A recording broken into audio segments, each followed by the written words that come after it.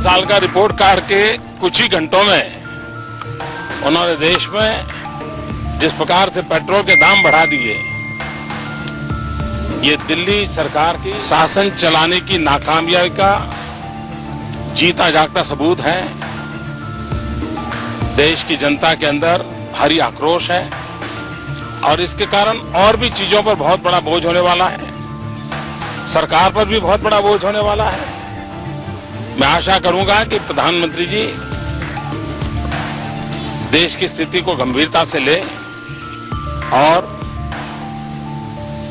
Petrol के दाम बढ़ाए हैं उसको वापस करें। माने स्वाभाविक है, पेट्रोल और डीजल की कीमत जब बढ़ती है तो जो दैनंदिन उपभोग की जो वस्तुएं हैं यानी एसेंशियल कमोडिटी की कीमतें स्वाभाविक रूप से बढ़ती हैं और उसका खामियाजा सर्वाधिक यदि किसी को भुगतना पड़ता है तो जो मध्यम वर्गीय परिवार के लोग हैं उन्हें भुगतना पड़ता है। जो गरीब जो किसी तरीके से 10 रुपया 20 रुपया प्रतिदिन की कमाई करते हैं, माने उनका तो जीना दूभर ही नहीं होता है बल्कि सचमुच उनके लिए तो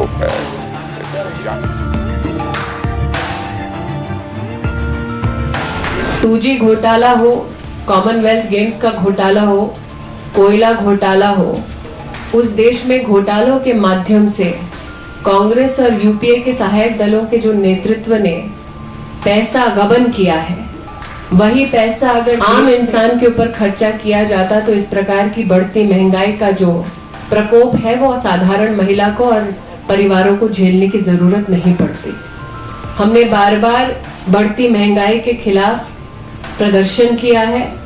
बार बार कांग्रेस के नेतृत्व से पूछा है कि देश की संसद में अगर देश के प्रधानमंत्री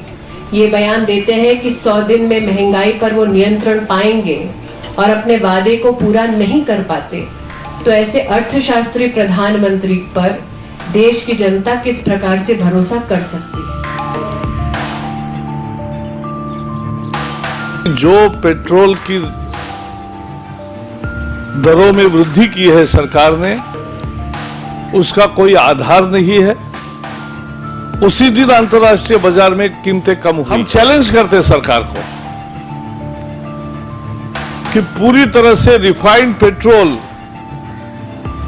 दिल्ली में 34 रुपए से मिल सकता है, मुंबई में 36 रुपए से मिल सकता है, तो उसके दुगुने दाम क्यों है? ये लूट है और तुरंत ये कीमतें जो बढ़ाई है वो वापस लेनी चाहिए। अब सरकार ये बहाना कर रही है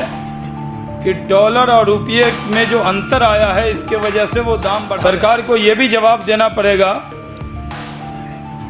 कि जब तेल के दाम बढ़ते हैं, पेट्रोल के दाम बढ़ते हैं,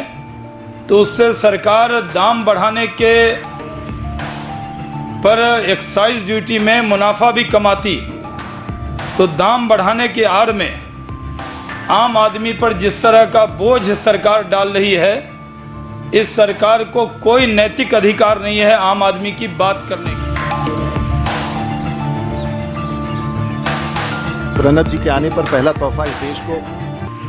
पेट्रोल की कीमत में 70 पैसे बढ़ा करके दे 70 पैसे प्रति लीटर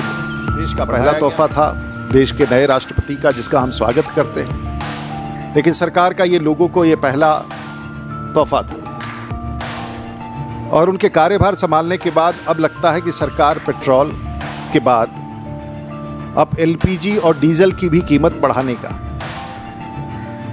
प्रस्ताव पर विचार कर रही है, जो देश के प्रधानमंत्री के पास एम्पावर्ड ग्रुप ऑफ मिनिस्टर्स के प्रस्ताव के बाद लंबित। बैलगाड़ी की रफ्तार से ये सरकार चल रही है। हम मांग कर रहे हैं कि कम से कम के ऊपर उनको कम करने चाहिए और दिल्ली की सरकार को राहत देनी चाहिए। पिछले दिनों उन्होंने, आपने देखा होगा, भारी बढ़ोतरी करी थी टैक्सों के अंदर और अब उनको ये छूट देनी चाहिए।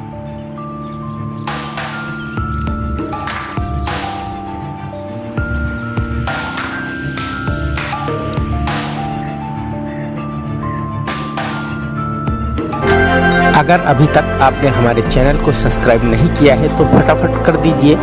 ताकि हमारी नई अपडेट्स आप तक समय पर पहुंचती रहे।